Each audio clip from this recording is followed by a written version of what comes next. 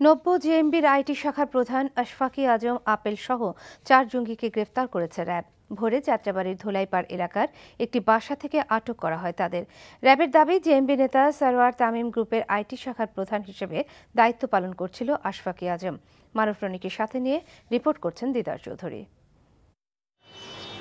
রাজধানীর ধোলাইপাড় এলাকার একটি বাসায় জঙ্গি আছে এমন সন্দেহে মঙ্গলবার রাত থেকেই সেটি ঘিরে রাখে র্যাব।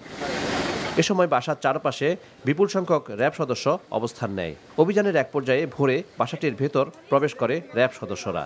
এখান থেকে আশফাকি আজম সহ মোট 4 জনকে আটক করা হয়। এই বাসাটা ভাড়া নিয়েছিল আনুমানিকভাবে 23 তারিখে এবং তারা যতটুকু আমরা যে ওনারকে আমরা জিজ্ঞাসাবাদ করেছি, তারা বলেছিল যে তারা ওয়ার্কার, তারা অন্য জায়গায় গুলশানের একটি জায়গায় তারা যে বিল্ডিং মেরামতের জন্য কাজ করত। এবং যখন তাদেরকে জিজ্ঞাসাবাদ করা হয়েছে যে কেন এই মাসের মধ্যেই 1 তারিখে না হয়ে কেন এই 20 তারিখের দিকে 23 তারিখের দিকে কেন আসছে, তারা বলেছে যেহেতু কাজ ওখানে শেষ হয়ে গিয়েছে, তারা এখানে আবার নতুনভাবে কাজ শুরু করবে ওয়ার্কার, সেক্ষেত্রেই তারা এখানে অবস্থান নিয়েছে এবং বাড়িওয়ালা হয়তো সেই সরল বিশ্বাসী তাদেরকে দিয়েছে। র্যাব জানায়, আশফাকি আজম নব্য জেএমবির আইটি শাখার দায়িত্বে ছিল।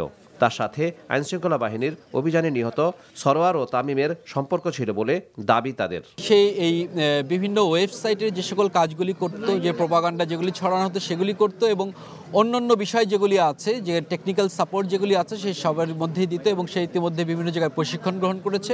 এবং আরেকটি বিষয় হচ্ছে সে বিপুল পরিমাণ অর্থ নিজে এবং বিভিন্ন লোকজনের কাছ থেকে কালেক্ট করে সরোয়ারকে প্রদান করতে, এই তথ্যটা আমাদের কাছে আছে। আটক অন্য 3 জন সম্পর্কে প্রাথমিকভাবে কিছু না জানালেও র্যাব বলছে তারাও নব্য জেএমবির সদস্য। এ সময় তাদের কাছ থেকে অস্ত্র, গুলিসহ বিপুল পরিমাণ বিস্ফোরক উদ্ধার করা হয়। দিদার চৌধুরী, এনটিভি নিউজ, ঢাকা।